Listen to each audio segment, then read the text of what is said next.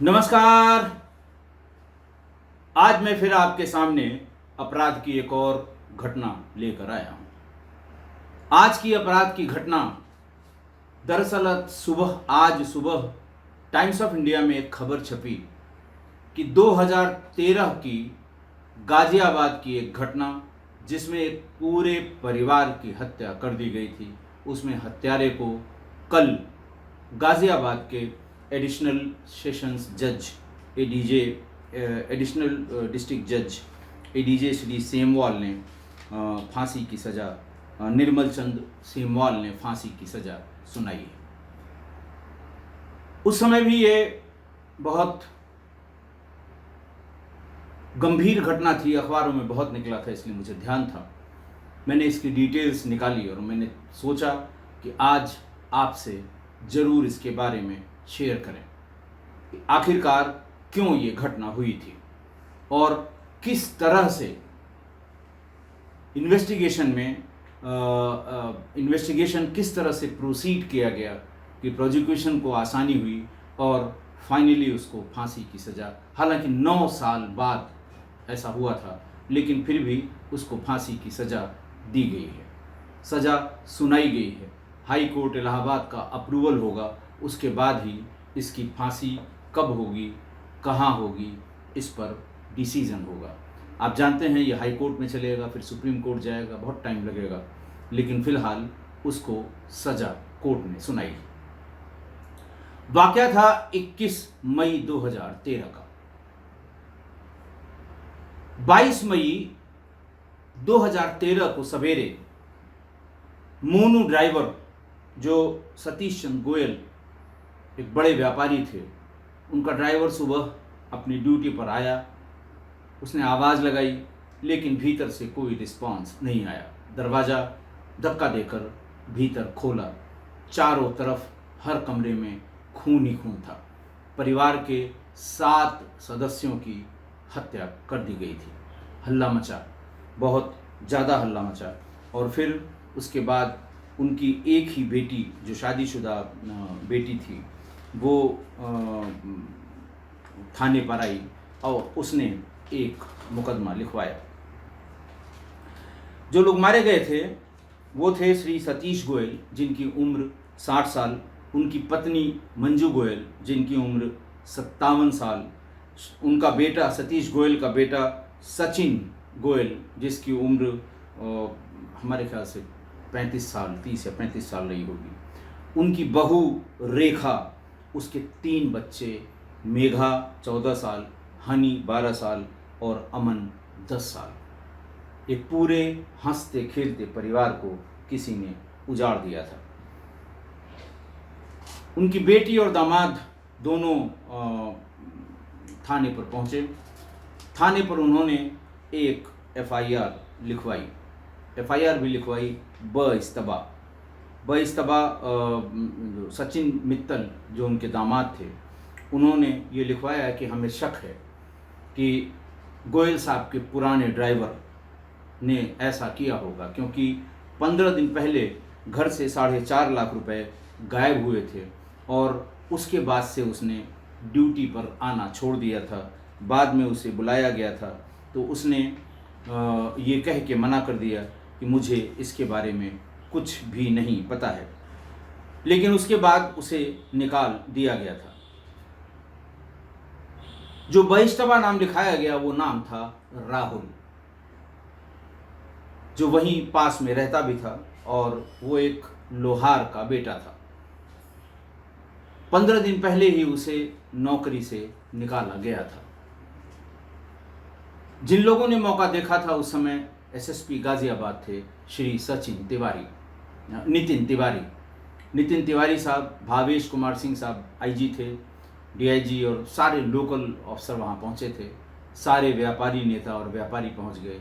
अगले दिन गाजियाबाद के सारे बाजार बंद कर दिए गए। जैसे ही पुलिस को राहुल के बारे में बइस्तबा ही सही, नामजद नहीं किया था, बइस्तबा ही सही, जैसे ही पुलिस को राहुल का नाम पता लगा, पुलिस ने राहुल की तलाश शुरू की। पता ये लगा कि उसके पास जो मोबाइल फ़ोन था वो स्विच ऑफ था। जल्दी जल्दी में उसके जो और बी पार्टीज़ थी, यानी जिनसे जिनसे वो बात करता था, उन सब से बात की गई। और बात करने के बाद रात होते होते उसे बीएम कंपाउंड से उसको गिरफ्तार किया गया रात में। उसके बाद उसे थाने पर लाया गया, पूछताछ शुरू हुई। पूछताछ में उसने ये बताया कि वो 6 महीने पहले इनके यहाँ ड्राइवरी का काम करने आया था, क्योंकि उनके यहाँ जो ड्राइवर पहले से था मोनू, उसे ज़्यादा लोड पड़ रहा था, क्योंकि श्री सतीश चंद्र गोयल की तबीयत खराब थी, उनकी किडनी खराब थी। डायलिसिस के सिलसिले में उन्हें हफ्ते में 3 दिन हॉस्पिटल जाना पड़ता था, और एक ही ड्राइवर से दिन रात सारे घर का काम करना मुश्किल हो रहा था। 6 महीने पहले उसने ज्वाइन किया। ये भी बताया गया कि वो एनिमेशन का उसने एक कोर्स किया था, उसका लाइफस्टाइल लेविश था और उसे पैसों की ज़रूरत पड़ती रहती थी। लेकिन घर वाले उससे ड्राइवर के अलावा, जैसे मान लिया घर में है, उसकी ड्यूटी दिन की है, भीतर कोई काम पड़ता था तो उसको भीतर बुला लिया जाता था। राहुल भीतर के सारे कामकाज में हाथ बटाया करता था और साथ ही साथ उसे घर के भीतर की तमाम जानकारियां हासिल हो गई थीं। राहुल को यह पता था कि घर में इसके इलाज के लिए बहुत सा पैसा इकट्ठा करके रखा गया है। 23 तारीख को, यह घटना 21 मई की है, 23 तारीख को उनका किडनी ट्रांसप्लांट होना था, ये उसको पता था। किडनी ट्रांसप्लांट के बारे में जो खर्च लगता था, उसके बारे में उसके लिए जो घर में डिस्कशन होता था, उसका मतलब उसने ये निकाला कि लगभग 1 करोड़ रुपए कैश में इनके घर में किडनी ट्रांसप्लांट के लिए रखा गया होगा। घटना के 15 दिन पहले दवा के लिए और हॉस्पिटल जाने के लिए पैसा निकालते समय घर वालों ने ये नोटिस किया कि करीब 4.5 लाख रुपए इसमें से कम हैं। इधर उधर पूछताछ हुई। पहले ये सोचा गया कि घर वालों ने हो सकता है कहीं और रख दिया हो या किसी और काम में खर्च हो गया हो, लेकिन ऐसा नहीं था। अगले दिन से उसका मोबाइल स्विच ऑफ हो गया और राहुल का, और उसने उस दिन काम पर उसने रिपोर्ट नहीं किया। मोनू से कहा गया उसे ढूंढ कर लाए। 3 दिन तक वो अपने घर पर भी नहीं मिला। उसके बाद जब उसे सेठ सतीश चंद्र गोयल के यहाँ लाया गया तो घर वालों ने उससे पूछताछ की। वो साफ मुकर गया कि मुझसे कोई मतलब नहीं, घर वालों से पूछे ये पैसा कहाँ गया। बहरहाल उससे ये कहा गया कि अब तुम्हें आने की आवश्यकता नहीं है, और वो चला गया। मन ही मन में उसे इस बात का बुरा लगा, या ये कह लें कि उसे ऐसा लगा कि इतनी बड़ी अपॉर्चुनिटी कि घर में 1 करोड़ रुपए मौजूद हैं और मैं नौकरी से बाहर हो गया हूँ। उसने अपने एक दोस्त प्रशांत श्रीवास्तव से ये बात कही कि 23 के पहले मुझे एक काम करना है और बड़ा काम करना है जिसमें काफ़ी पैसा मिलेगा। अगर तुम भी इस काम में शामिल होना चाहो, प्रशांत श्रीवास्तव, अगर तुम भी इस काम में शामिल होना चाहो तो एक बड़ी रकम तुम्हारे हाथ भी लग सकती है। प्रशांत ने ऐन वक्त पर यानी 21 तारीख की शाम को उससे ये कह दिया कि मुझे प्रयागराज जाना है, मैं तुम्हारे साथ नहीं चल सकता। प्रशांत को बाद में अप्रूवर यानी सरकारी गवाह बना लिया गया। पूछताछ में सीन का रिक्रिएशन भी उसके सामने ही गाजियाबाद पुलिस ने कर लिया।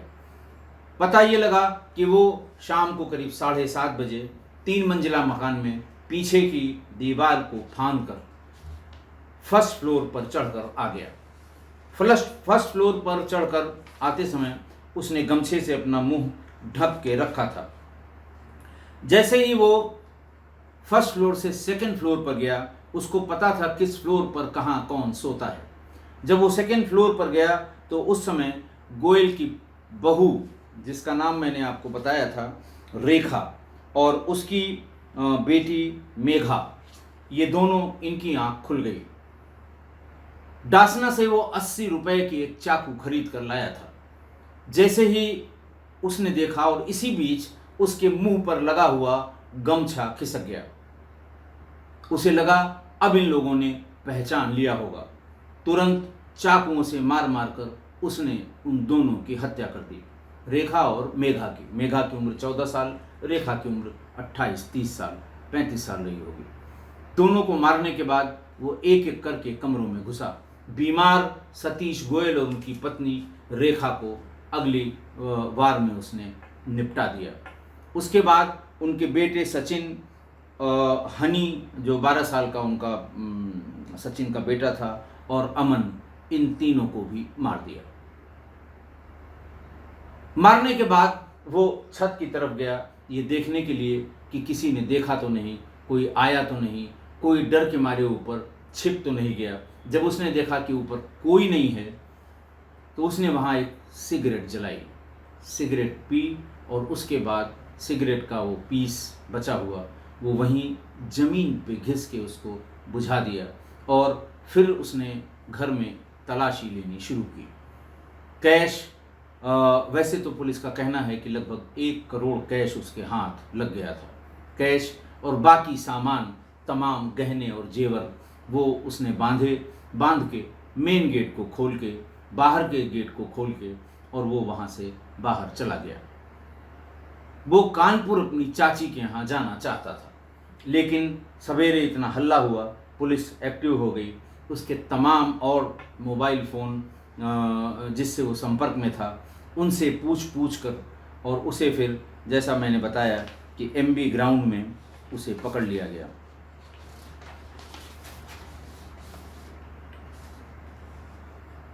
उसने ये पूरी कहानी जब बताई तो उसके पास से पैसों की रिकवरी एग्जैक्टली उस समय नहीं हुई थी, लेकिन जितने गहने वो ले गया था वो सारी रिकवरी हो गई थी। पुलिस के सामने एक परेशानी थी। सभी जितने 7 शव थे उनका पंचायतनामा किया गया, उनको सील करके पोस्टमार्टम के लिए भेजा गया। पोस्टमार्टम में सभी के उस पे शरीर पर घाव जो थे उनकी लंबाई चौड़ाई एक जैसी थी, यानी सभी 7 लोगों को एक ही शार्प एज वेपन से मारा गया था। ये तय हो गया कि इसने एक ही वेपन का प्रयोग किया है। 3 दिन तक गाजियाबाद के सारे बाजार, सारी मार्केट बंद रही। पुलिस ने जब सारी चीज़ें इकट्ठा कर लीं, फॉरेंसिक एविडेंस बहुत ढेर सारे इकट्ठा कर लिए, तब क्योंकि चश्मदीद गवाह कोई था नहीं और चश्मदीद गवाह कोई हो भी नहीं सकता था, पूरा परिवार मरने के बाद उसके किसी के चश्मदीद होने का कोई सवाल नहीं उठता है। वहाँ पर खून सने चप्पल से जाते हुए फुटप्रिंट मिले, फिंगरप्रिंट्स मिले खून से सने हुए, राहुल के जूते मिले जिसमें ब्लड स्टेन्स थे, राहुल का वो शर्ट मिला जिसे पहन के उसने 7 लोगों को मारा था, उसमें ब्लड स्टेन्स मिल गए। सबसे बड़ा पीस ऑफ एविडेंस मिला सिगरेट का वो टुकड़ा। सिगरेट के उस टुकड़े को फॉरेंसिक लैब भेजकर राहुल के सलाइवा से उसको मैच कराया गया और वो परफेक्टली मैच हो गया। इस तरह से इतने ढेर सारे एविडेंस इकट्ठा करके पुलिस ये चाहती थी कि उसे सबके सामने प्रस्तुत किया जाए, प्रेस के सामने। लेकिन इसके पहले पुलिस को ये लगा कि हम सभी जितने व्यापारी संगठन हैं उनके लोगों को भी बुलाकर और उससे उनको इसके बारे में बता दें, क्योंकि उन्हें बार बार इस पे शंका हो रही थी, क्योंकि ये कहना था लोगों का कि इसमें 1 से अधिक लोग शामिल हो सकते हैं, इसमें बिजनेस की राइवलरी हो सकती है, इस तरह की बातें सबके सामने आई थी। नितिन तिवारी जो SSP गाज़ियाबाद थे, उन्होंने फ़ौरन सभी व्यापारी संगठन जो इसमें इन्वॉल्व थे उन सब की एक मीटिंग बुलाई और उनको पूरी बात बताई। लेकिन लोग इस बात से सहमत नहीं थे। उनका ये कहना था कि अकेले आदमी का ये काम नहीं हो सकता, पुलिस कुछ छिपाने की कोशिश कर रही है। उसके बाद उनको ये बताया गया कि नहीं, आप ये बिल्कुल गलत समझ रहे हैं, ऐसा कुछ नहीं है, और पुलिस ने कोई विवेचना बंद नहीं की है। अगर कोई अलग साक्ष्य मिलते हैं तो हम जरूर उसको शामिल करेंगे, तब जाकर व्यापारी माने, और तब एक बड़ी प्रेस कॉन्फ्रेंस करके उसमें राहुल को प्रेस के सामने लाया गया, और फिर प्रेस ने तमाम सवाल पूछे। तमाम सवालों के जवाब में उसने सब चीज़ें बताईं जो पुलिस को बताई थी, और फिर उसे अरेस्ट करके जेल भेज दिया गया। इस बीच में इतने भारी प्रोटेस्ट या धरना प्रदर्शन को देखते हुए जो वहाँ के लोकल थाने के इंचार्ज थे लल्लू लाल मौर्य, उनको पुलिस ने, उनको एसएसपी ने सस्पेंड कर दिया। अगस्त मई की ये घटना है। अगस्त 2013 को पुलिस ने 40 पेज की एक चार्जशीट सबमिट की, जिसमें ज़्यादातर वो लोग थे जिन्होंने फॉरेंसिक एक्सपर्ट फॉरेंसिक एविडेंसेस दिए थे। नवंबर 2013 को ट्रायल शुरू हुआ, जिसमें कुल 28 गवाह पेश किए गए। 28 गवाहों की पेशी के बाद धीरे धीरे ये समय निकलता गया। फॉरेंसिक रिपोर्ट्स पे ही सारी बहस होती रही। जो डिफेंस के लॉयर्स थे वो उसका हर एक का काट बताते रहे, लेकिन फाइनली 31 तारीख को 30 जुलाई 2022 को उसमें ही वॉज हेल्ड गिल्टी।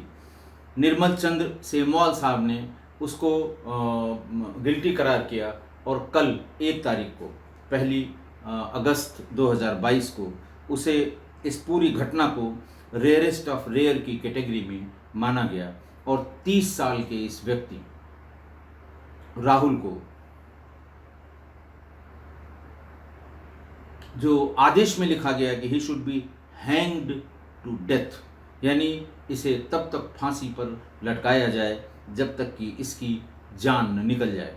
लेकिन वो जो आगे लिखा जाता है, जो फॉर्मेलिटी होती है, after the approval of high court, honourable high court. जब ये वहाँ से कूदा था दीवार को नीचे, तो उसके पैर में एक हेयर लाइन फ्रैक्चर भी हो गया था। सामान बरामद हुआ था।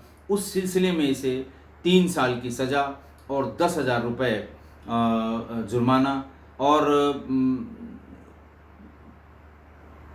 इसकी चोरी जो इसने की थी इस पर इसको 30,000 रुपये का जुर्माना, dishonest receipt of stolen goods में 411 में उसको और पनिशमेंट, मॉनिटरी पनिशमेंट दिया गया। इसके बाद ये घटना कल की है। आज के सभी अखबारों में ये बात निकल कर आई है।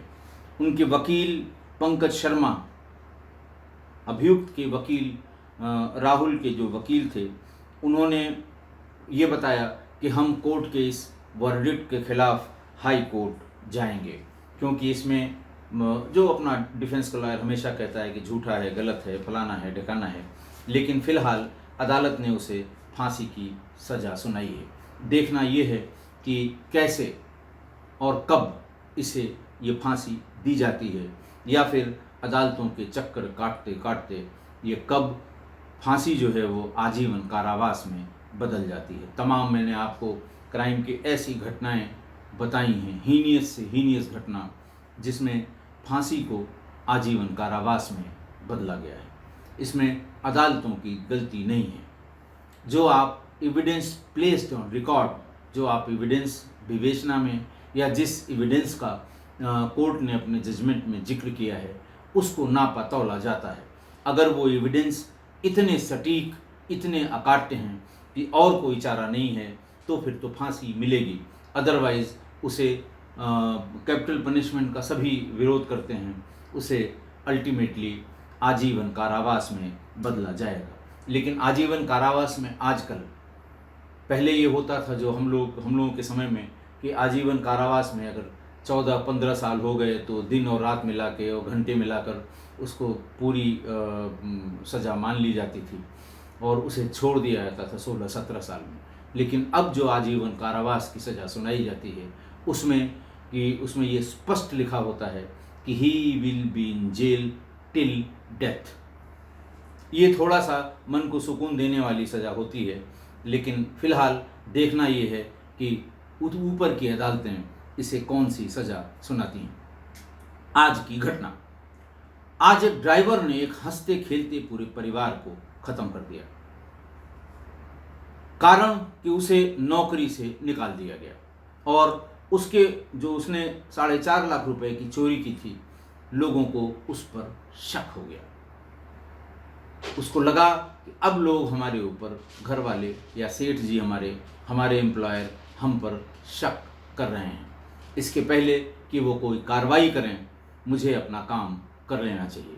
नीयत तो चोरी की थी कि 1 करोड़ रुपए मिल जाएंगे, मैं भाग जाऊंगा, कुछ न कुछ अपना धंधा पानी कर लूँगा। लेकिन लोग रास्ते में आते गए। ये समझ में आज तक किसी के नहीं आया कि सोते हुए उन बच्चों को क्यों मारा गया। ये बात तो समझ में आती है कि अगर वो जग रहे होते तो अपने ड्राइवर को सभी बच्चे पहचान लेते, और अगर बच जाते तो पुलिस को बताते भी कि फलां ड्राइवर अंकल ने ऐसा किया है। लेकिन बच्चे, जैसा उसका अकाउंट है, जैसा उसने बताया अपने इंटरोगेशन में कि बच्चे सो रहे थे। बहू के लिए बताया कि वो और 14 साल की मेघा ये जग गई थी, इसलिए उनको मार दिया। लेकिन उसके मालिक और उसकी पत्नी भी सो रहे थे और बाकी दोनों बच्चे भी सो रहे थे। घर में गायब हुए 4.5 लाख रुपए का शक तो घर वालों को हुआ।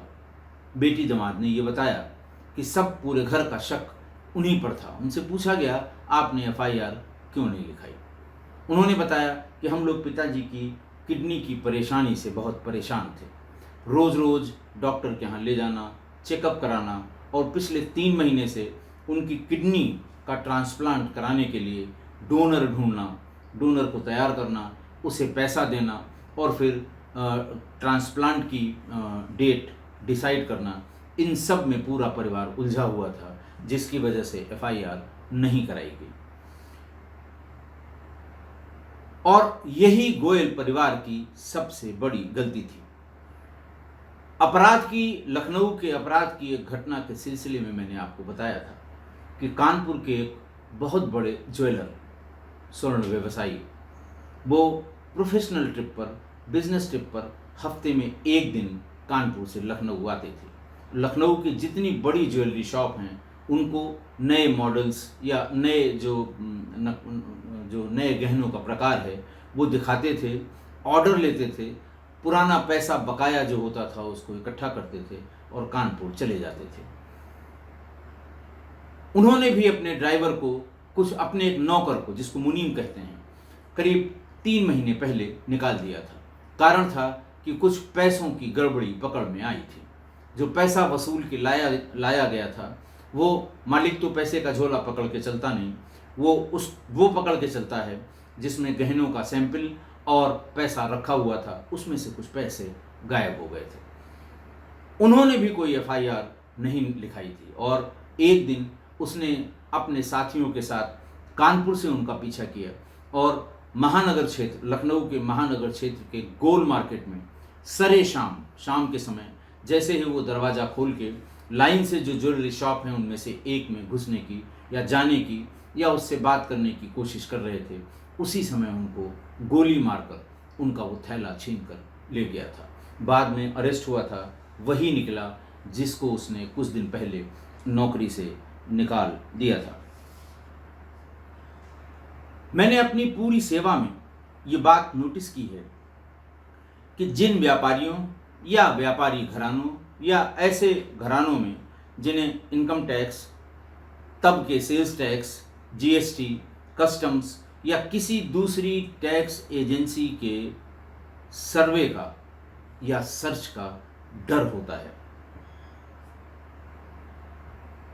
वो कभी अपने नौकरों को निकालते समय या उनकी गलती पकड़ते समय या उनको रंगे हाथ पकड़ते समय कभी वो FIR नहीं लिखाते।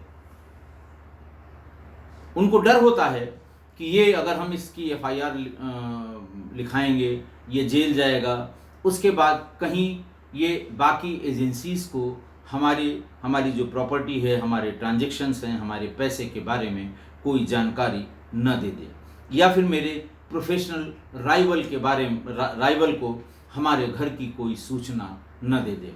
इसलिए ये लोग कभी एफआईआर नहीं लिखाते हैं और यही सबसे बड़ी गलती है। उनको लगता है कि हम लिखाएंगे, फिर इसकी तनख्वाह के बारे में बताएंगे, फिर बताएंगे कि 10 लाख इसने चोरी कर ली। पुलिस पूछेगी ये 10 लाख कहाँ से आया, फिर वो इनकम टैक्स वाले आएंगे कि भाई 50 लाख की चोरी जो हुई है। तो यहाँ तक कि 80 लाख 90 लाख की लूट को भी व्यापारी 10 लाख ही लिखाते हैं। कि कल को ये पूछा गया कि 80 लाख आए कहाँ से, तो मैं क्या जवाब दूंगा। मतलब ये तो हद है। आप लूटे भी, पिटे भी, लेकिन आप उस अमाउंट को नहीं दिखाते। और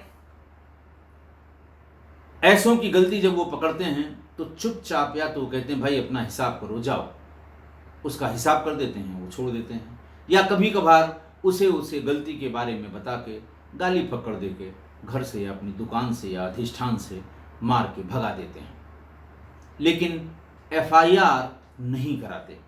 और यही उनकी सबसे बड़ी भूल है। ऐसे परिवारों के साथ इसी तरह की बड़ी बड़ी वारदातें हुई हैं। कम से कम 10 ऐसी बड़ी वारदातें मैंने अपने इतने लंबे सेवा काल में की हैं, जिनमें उन नौकर, नौकरानी, ड्राइवर, उनके घर के जो सहयोगी हैं, कर्मचारी हैं, सफाई करने वाले हैं, जिन्हें नौकरी से निकाला गया है, हाल ही में निकाला गया है, उन लोगों ने इस तरह की बड़ी बड़ी वारदातें की हैं। मैं अपने किस्सा कोई परिवार के लोगों को भी बताऊंगा कि वो अपने आसपास के या इस तरह की जो घटनाएं हुई हैं उसको ज़रा गहराई से देखेंगे। आपको भी 10 में से 2 ऐसे अपराध की घटनाओं का पता लग जाएगा जिसमें नौकर को, नौकरानी को, ड्राइवर को या जो घरेलू कर्मचारी हैं उनको हाल ही में निकाला गया हो। एक तो घर में आपका जो नौकर है या जो सहयोगी है या जो काम करने वाला है या ड्राइवर है, आप सारी बात उन्हीं के सामने डिस्कस करते हैं। उधार की बात तो, लोन की बात तो, कैश ट्रांजैक्शन की बात तो, सारी बातें आप उनके सामने डिस्कस करते हैं। वो चुप रहते हैं, उनके कान खुले होते हैं, वो सब अंदाज लगा लेते हैं कि कितना कैश कहाँ रखा है, किस काम से रखा है, कहाँ से आया है और कहाँ को जाना है। तो इन नौकरों से, ड्राइवरों से, काम वालियों से, रसोइयों से कभी भी घर की बात शेयर न करें, न उनके सामने कभी डिस्कस करें कि गाड़ी में बैठे हैं और पीछे पूरा अपना व्यापार डिस्कस कर रहे हैं। वो ड्राइवर है, वो सुनता जा रहा है। घर में ड्राइंग रूम में बैठे हैं, चाय बना के लाने के लिए अपने जो काम करने वाला या काम करने वाली है उसको कहा, उसी में पूरा व्यापार डिस्कस करते हैं। घाटा मुनाफा दोनों डिस्कस करते हैं, कहाँ से आया कहाँ गया ये भी डिस्कस करते हैं। आप क्या समझते हैं वो आपका नौकर नहीं, और आपका नौकर है तो कान थोड़ी बंद करेगा, कान तो खुला रखेगा। और जो चीज़ें वो उसके दिमाग में उसमें सेटल कर गई फिर वही बाद में घातक होती हैं। आप उनके सामने न तो ये बात करें न ये शेयर करें, जब तक कि लंबे समय नए नए आए हैं तो कतई बात न करें, जब तक कि आप उन्हें अच्छी तरह से जान न लें, अच्छी तरह से समझ न लें। और ऐसे लोगों की पहली गलती जो आपकी पकड़ में आ गई, आप कन्फर्म हैं कि ये इन्होंने ही किया है, उसे छिपाएं नहीं, तुरंत पुलिस को सूचित करें, पुलिस के सामने उसको प्रस्तुत करें। मैं अपराधियों की मानसिकता से बहुत अच्छी तरह परिचित हूँ। एक बार इस तरह का आदमी जिसने आपके घर में या आपके व्यवसाय में कोई गलती की है, अगर पुलिस के सामने पड़ेगा तो उसे एक तो ये दिमाग में आ जाएगा कि अगर मैंने कुछ और किया तो पुलिस हमें छोड़ेगी नहीं। दूसरा कि मैं पुलिस की हर समय निगाह में हूँ, मेरी किसी भी मूवमेंट को पुलिस वॉच कर रही है। वो दोबारा उस तरह की खुराफात करने की हिम्मत नहीं करता। और जो बहुत डेयरिंग होगा फिर तो वो चाहे आपका नौकर हो, कोई बाहरी आदमी हो, दुश्मन हो, फिर तो वो जो उसे करना होगा करेगा। लेकिन कम से कम इस तरह के लोगों की आप गलती को पहली गलती को या छोटी गलती को कतई नज़रअंदाज न करें। आप ज़रूर पुलिस को इसके बारे में सूचना दें। अगर मान लिया इसके बाद भी उसने कुछ किया तो कम से कम पुलिस को इसकी जल्दी जांच करने में या जल्दी पता करने में आराम होगा। ज़्यादा भटकना नहीं पड़ेगा, ना आपको और ना पुलिस को। किस्सा कोई परिवार को मैं हर बार जब भी इस तरह की घटनाएं बताता हूं तो ये कहता हूं कि नौकरों, ड्राइवरों, रसोइयों, बच्चों को स्कूल लाने ले जाने वाले ड्राइवरों, इनकी पहली गलती को कतई नज़रअंदाज न करें, कतई माफ़ न करें, कतई ये न कहें कि होता है, ठीक हो जाएगा, समझा दिया है, डांट दिया है। ये कभी ठीक नहीं होता। अगर किसी ने गलती की है तो इसका मतलब उसकी मानसिकता में यही है और धीरे धीरे वो मानसिकता अपराधी मानसिकता में बदल जाती है। इसलिए कृपा करके उसकी किसी गलती को कभी नज़रअंदाज न करें। आज के लिए इतना ही, और मुझे उम्मीद है कि आप मेरी इस बात से सहमत होंगे। आज के लिए इतना ही। बहुत बहुत धन्यवाद।